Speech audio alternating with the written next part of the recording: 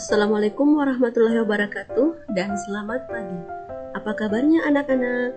Semoga kita semua selalu dalam lindungan Allah Subhanahu wa Ta'ala. Jumpa lagi dengan saya, Kiki Risti Amalia, salah satu guru dari SMA Negeri 1 Nunukan Selatan. Pada kesempatan kali ini kita akan belajar tentang gelombang bunyi kelas 11 semester genap.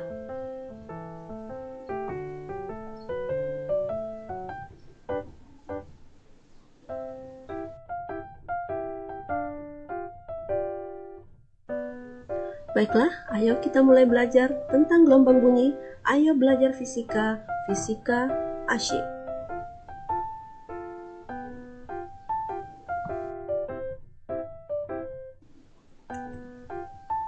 Video pembelajaran kali ini berisi tentang yang pertama, KI dan KD, yang kedua, tujuan pembelajaran yang akan dicapai, yang ketiga, karakteristik gelombang bunyi, dan yang keempat adalah cepat rambat gelombang bunyi.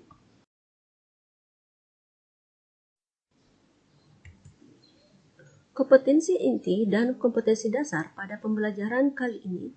Yang pertama, kompetensi intinya adalah memahami, menerapkan, dan menganalisis pengetahuan faktual, konseptual, prosedural, dan metakognitif berdasarkan rasa ingin tahunya tentang ilmu pengetahuan, teknologi, seni, budaya, dan humaniora dengan wawasan kemanusiaan, kebangsaan, kenegaraan, dan peradaban terkait penyebab fenomena dan kejadian, serta menerapkan pengetahuan prosedural pada bidang kajian yang spesifik, sesuai dengan bakat dan minatnya untuk memecahkan masalah. Sedangkan kompetensi dasarnya adalah menerapkan konsep dan prinsip gelombang bunyi dan cahaya dalam teknologi.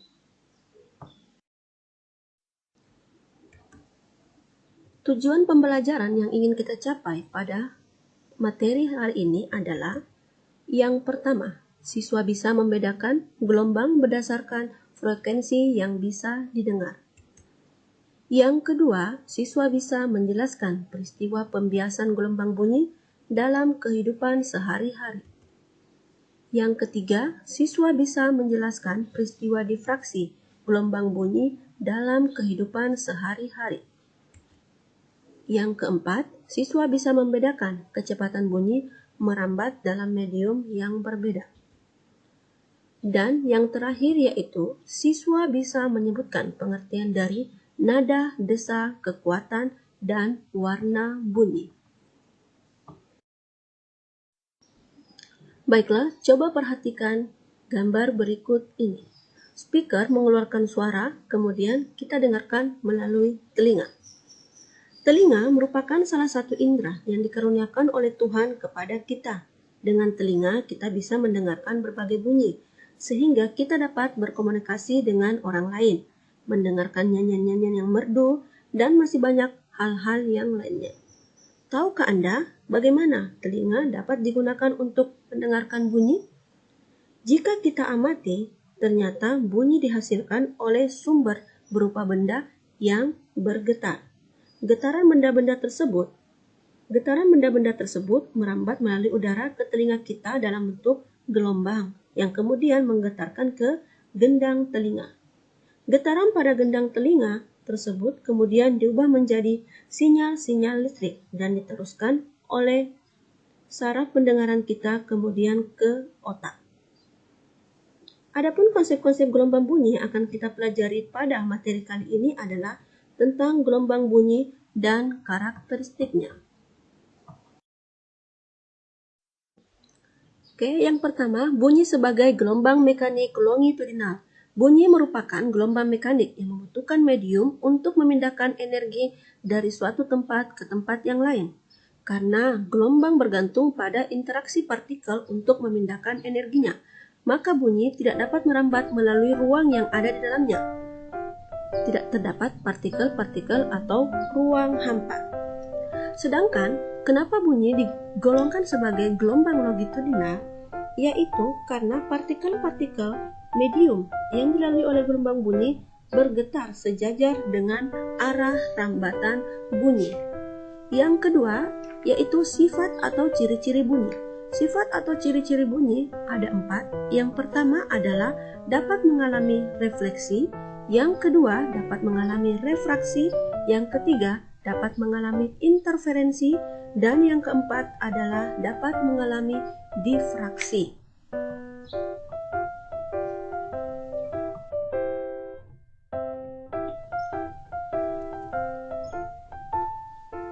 Yang pertama, bunyi mengalami refleksi atau bunyi mengalami pemantulan. Gelombang bunyi yang di dalam perambatannya dihalangi oleh suatu dinding atau bidang, maka gelombang bunyi tersebut akan dipantulkan oleh dinding tersebut. Contoh peristiwa ini adalah gaung dan gema. Contohnya, ketika kita berteriak di dalam gua, maka gelombang bunyi akan terpantulkan melalui dinding gua, sehingga bunyi yang dipantulkan akan terdengar lebih keras. Yang kedua, bunyi mengalami refraksi atau pembiasan. Gelombang bunyi yang merambat dari suatu medium ke medium lain, indeks biasnya berbeda, maka gelombang tersebut akan dibiaskan. Contohnya dalam kehidupan sehari-hari, mengapa bunyi petir lebih kencang terdengar di malam hari dibandingkan di siang hari? Jika petir terjadi di siang hari, maka dibiaskan menjauhi garis normal. Sedangkan pada malam hari dibiaskan mendekati garis normal. Sehingga pada siang hari terdengar lebih kecil dibandingkan di malam hari.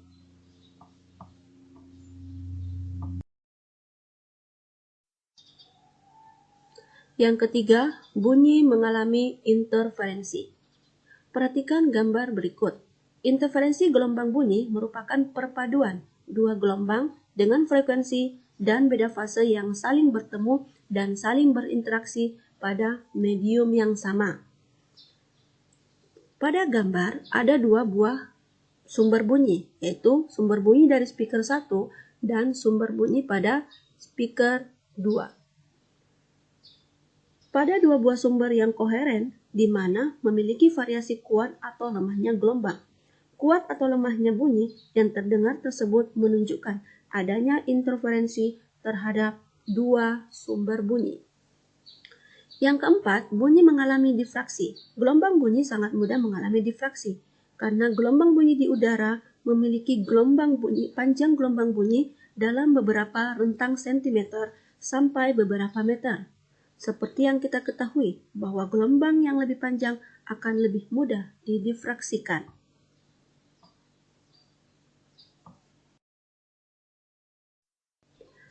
Oke, kita lanjutkan anak-anak. Yang ketiga yaitu karakteristik gelombang bunyi. Karakteristik gelombang bunyi ada 4 jenis, yaitu yang pertama, nada, desa, kuat bunyi, dan warna bunyi. Kalian tentu pernah mendengar bunyi alat musik, bukan? Misalkan alat musik gitar. Apa yang terjadi ketika senar gitar dipetik?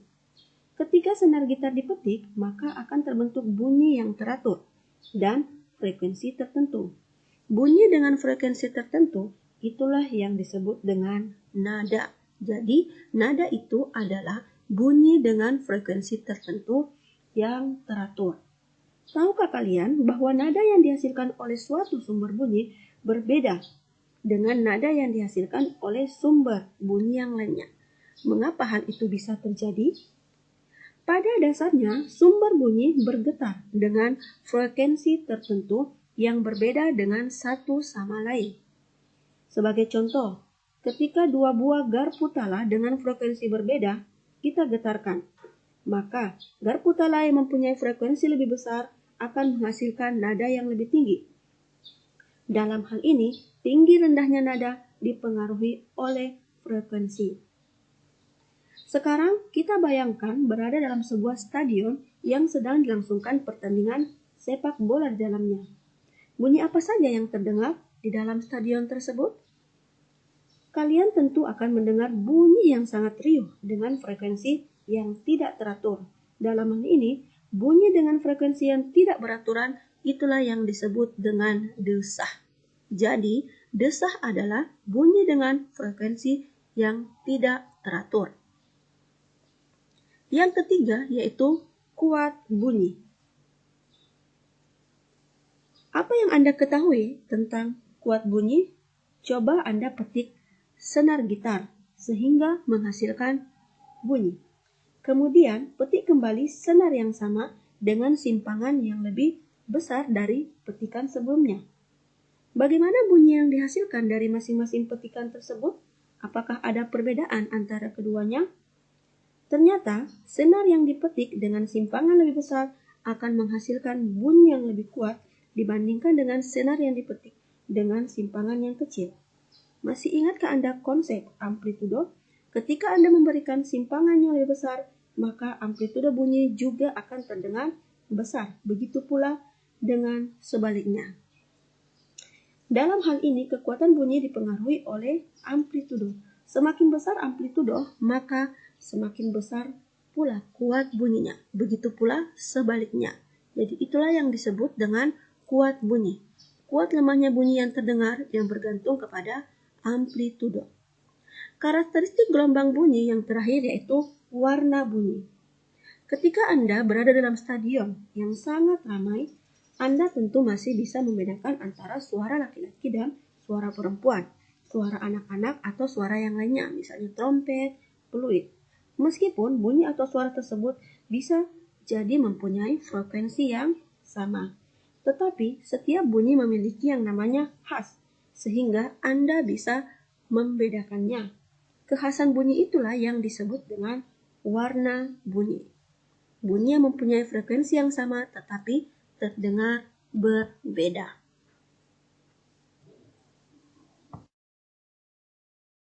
Yaitu jenis-jenis bunyi berdasarkan frekuensi. Masih ingatkah kalian apa yang dimaksud dengan frekuensi? Seperti gelombang-gelombang lainnya, getaran partikel-partikel medium bunyi hanya dapat ditinjau berdasarkan frekuensinya. Dalam hal ini, frekuensi suatu gelombang bunyi berhubungan dengan berapa kali partikel-partikel medium bergetar ketika suatu gelombang bunyi melewati medium tersebut. Sebagai contoh, jika partikel udara mengalami 2000 getaran longitudinal dalam 2 sekon, ketika dilalui oleh gelombang bunyi, maka frekuensi gelombang bunyi tersebut adalah 1000 getaran per sekon atau 1000 Hz. Berdasarkan frekuensinya, gelombang bunyi dibedakan menjadi 3, yaitu audiosonik, infrasonik, dan ultrasonik. Bunyi audiosonik adalah bunyi dengan frekuensi 20 Hz sampai 20.000 Hz. Bunyi infrasonik adalah bunyi dengan frekuensi yang kurang dari 20 Hz. Sedangkan bunyi ultrasonik, bunyi ini mempunyai frekuensi yang lebih besar daripada 20 Hz atau 20 kHz.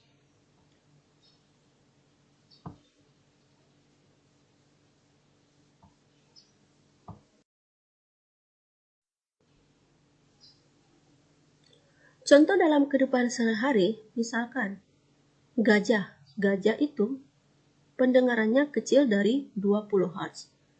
Kemudian 20 Hz sampai 20 Hz adalah manusia, di atas 20.000 Hz contohnya adalah kelelawar. Bunyi infrasonik, bunyi yang tidak bisa didengar oleh telinga manusia, karena bunyi ini kurang dari 20 Hz. Bunyi infrasonik mampu menembus hambatan tanpa mengurangi besarnya frekuensi. Contoh pemanfaatan dari bunyi infrasonik adalah deteksi gerakan dari pergerakan lempeng bumi. Yang kedua yaitu bunyi audiosonik, bunyi yang dapat didengar oleh telinga manusia. Jadi bunyi ini frekuensinya berkisar 20 sampai 20.000 Hz. Yang ketiga adalah bunyi ultrasonik, bunyi yang memiliki frekuensi lebih besar dari 20.000 Hz. Frekuensi ini tidak bisa didengar oleh manusia. Bunyi ultrasonik ini sulit menembus hambatan dengan struktur padat. Contoh pemanfaatan bunyi ultrasonik adalah untuk mendiagnosa janin dalam kandungan melalui proses ultrasonografi.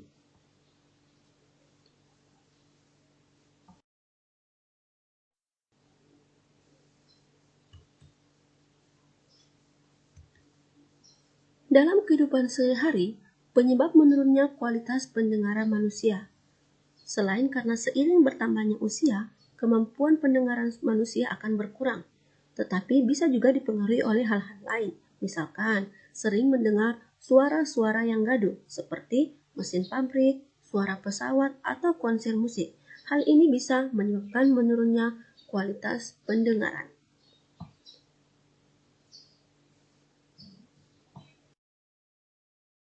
Yang bagian E yaitu kecepatan bunyi. Coba perhatikan anak-anak, bagaimana kita menyatakan kecepatan bunyi?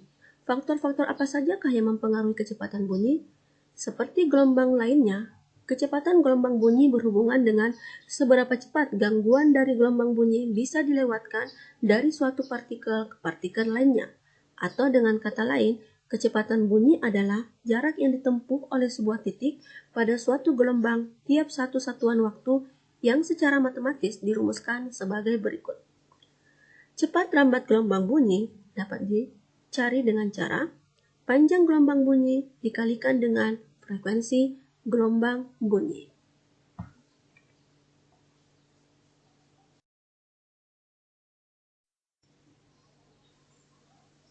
Kecepatan bunyi pada zat padat, cair, dan gas. Cepat lambat bunyi pada berbagai medium yang berbeda. Yang pertama, kecepatan bunyi pada zat padat dirumuskan V sama dengan akar dari modulus yang zat padat dibagi dengan massa jenis. Yang kedua, kecepatan bunyi pada zat cair dirumuskan akar dari modulus bulk zat cair dibagi dengan massa jenis zat cair. Yang ketiga yaitu kecepatan bunyi pada gas. Kecepatan bunyi pada gas dirumuskan akar dari konstanta Laplace dikali dengan tekanan gas dibagi dengan massa jenis.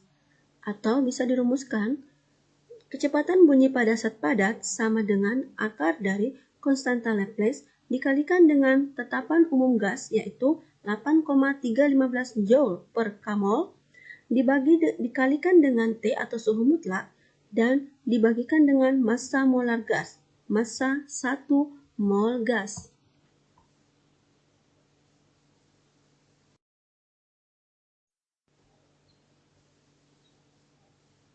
Baiklah, untuk memahami materi tentang gelombang bunyi, perhatikan contoh soal berikut.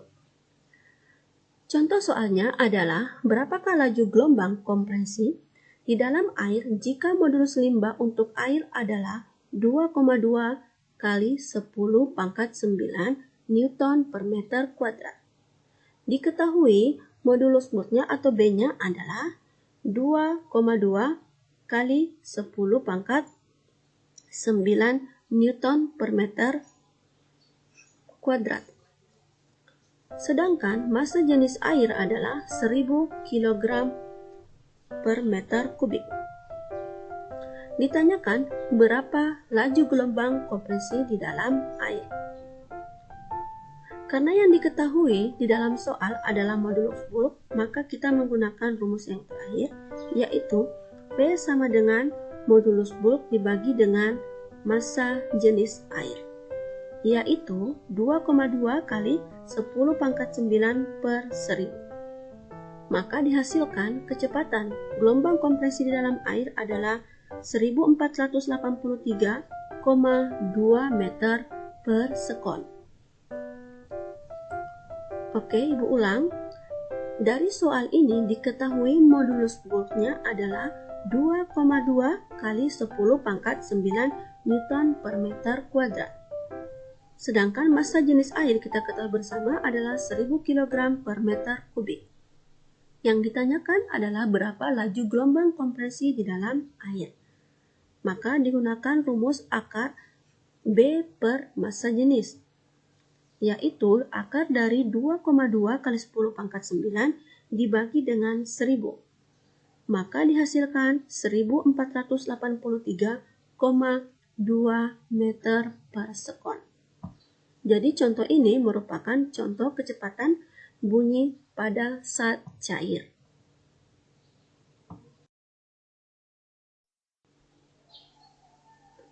Oke, contoh yang kedua adalah kecepatan bunyi pada saat gas.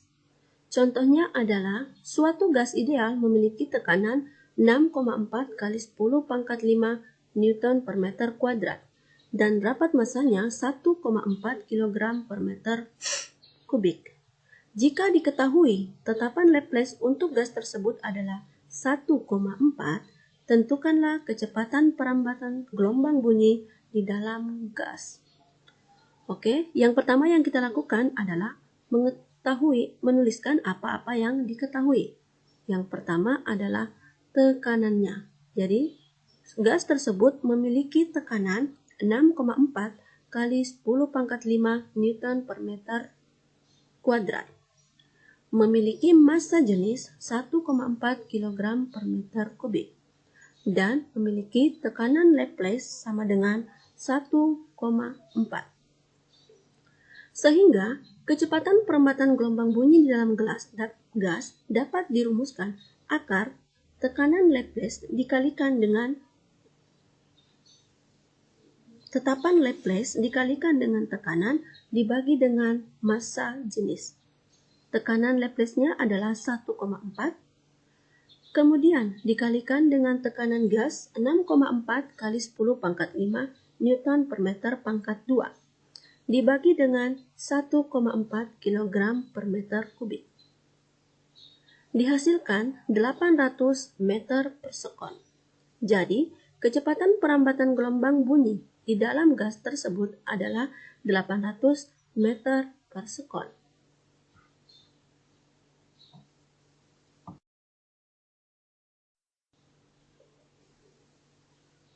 Oke, contoh yang ketiga. Tentukan kecepatan perambatan gelombang bunyi di dalam air jika diketahui modulus bulk air adalah 2,25 kali 10 pangkat 9 Newton per meter kuadrat dan massa jenis air adalah 10 pangkat 3 kg per meter kubik atau 1000 kg per meter kubik. Tentukan pula panjang gelombangnya jika frekuensinya adalah 1 kHz. Penyelesaian. Jadi yang pertama, jika ada soal seperti ini yang kita lakukan adalah menuliskan apa-apa saja yang diketahui. Yang pertama adalah modulus bulk atau disimbolkan dengan B, yaitu 2,25 kali 10 pangkat 9 Newton per meter kuadrat. Yang kedua adalah massa jenis air, yaitu 10 pangkat 3 kg per meter kubik.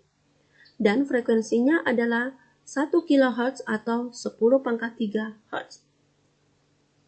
Yang pertama yang ditanyakan adalah berapa kecepatan perambatan gelombang bunyi di dalam air. Jadi kita menggunakan rumus cara mencari cepat rambat gelombang pada zat cair, yaitu V sama dengan akar modulus bulk dibagi dengan massa jenis. Sama dengan akar 2,25 kali 10 pangkat minus 9 Newton per meter pangkat 2 dibagikan dengan 10 pangkat 3 kg per meter kubik. Maka dihasilkan 1500 meter per sekon. Jadi, kecepatan perambatan gelombang bunyi tersebut di dalam air adalah 1500 meter per sekon. Kemudian ditanyakan panjang gelombangnya. Kita ketahui rumus mencari panjang gelombang atau lambda sama dengan V per frekuensi atau cepat rambat gelombang dibagi dengan frekuensi. Cepat rambat gelombang sudah didapatkan pada penyelesaian yang pertama yaitu 1500 meter per sekon dibagi dengan 1000 Hz, maka dihasilkan 1,5 meter. Jadi, panjang gelombang bunyi tersebut adalah 1,5 meter.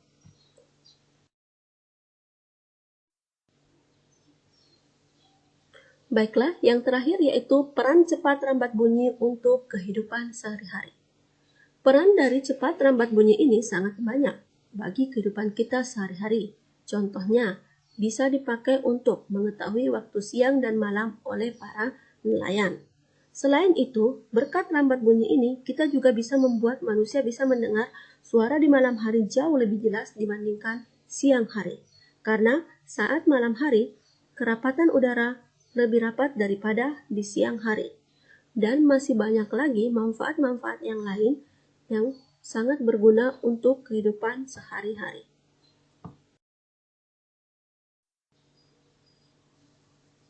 Sekian pembelajaran kita untuk hari ini tentang gelombang bunyi. Semoga bermanfaat. Lebih dan kurangnya mohon dimaafkan. Jangan lupa tetap jaga kesehatan, lebih semangat belajar, fisika asyik.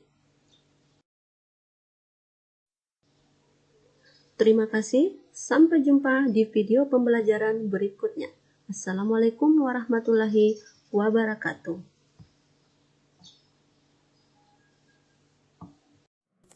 Terima kasih sahabat fisika, jangan lupa like, share, and subscribe video pembelajaran kali ini. Assalamualaikum warahmatullahi wabarakatuh.